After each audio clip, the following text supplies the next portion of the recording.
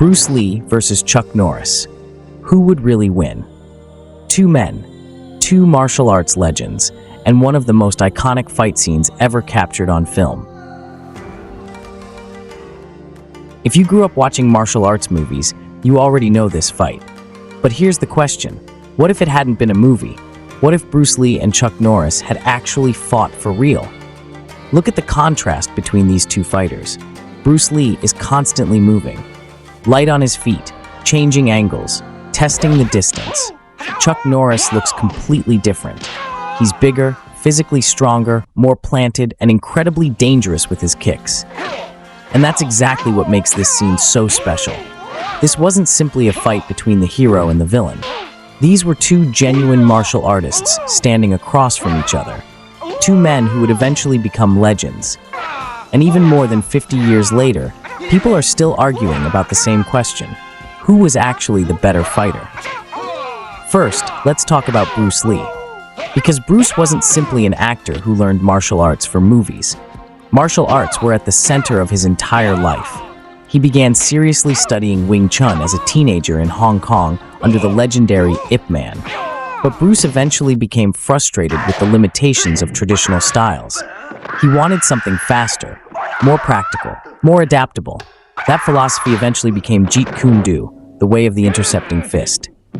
Bruce believed that a fighter shouldn't become trapped inside one particular style.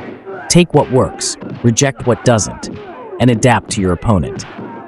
That idea sounds completely normal today, but decades before modern MMA became mainstream, Bruce Lee was already experimenting with techniques, conditioning methods, and concepts taken from different combat systems.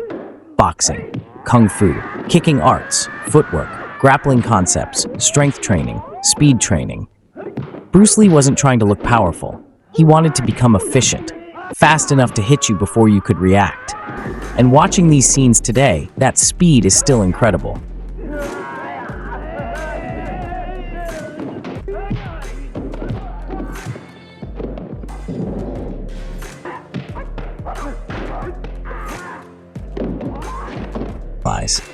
Before Chuck Norris became an action movie superstar, before Walker, Texas Ranger, and decades before the internet turned him into the ultimate tough guy meme, Chuck Norris was a legitimate martial arts champion. He began studying martial arts while serving in the United States Air Force in South Korea. He later became one of America's most successful competitive karate fighters. Norris became a 6-time undefeated world professional middleweight karate champion before retiring from competition. So when Chuck Norris walked into the Coliseum to face Bruce Lee in The Way of the Dragon, Bruce wasn't fighting some random Hollywood actor. He was fighting a man with serious competitive martial arts credentials. Main Bruce Lee versus Chuck Norris fight. And now, the fight begins to change. At first, Chuck's character has the advantage. He's powerful, confident, his kicks are heavy, and Bruce is having trouble finding the answer. But watch what happens next. Bruce starts adapting. He loosens his body. He starts bouncing. His rhythm changes. His movement becomes unpredictable, and suddenly Chuck can't read him anymore.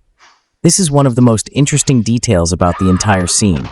The fight almost becomes a demonstration of Bruce Lee's martial arts philosophy. Don't stay rigid. Adapt. If one strategy isn't working, change it. Bruce starts controlling the distance, moving in and out, attacking from different angles, and forcing Chuck to react instead of attack. The speed difference becomes obvious. Chuck still has the power, but Bruce begins controlling the timing. And in fighting, timing can sometimes neutralize strength. That's what makes this scene brilliant. There are no flying superheroes, no 20 attackers waiting politely for their turn. Just two martial artists studying each other, making adjustments, and trying to find weaknesses. Even the small details make it memorable. The movement, the breathing, the facial expressions, the pauses between exchanges, and of course, that poor cat sitting inside the Coliseum watching two martial arts legends trying to destroy each other. Why the fight became legendary. The scene was filmed for Bruce Lee's 1972 movie, The Way of the Dragon, and it became one of the most famous martial arts fights in cinema history. Bruce Lee against Chuck Norris. East against West. Speed against power. Fluidity against structure.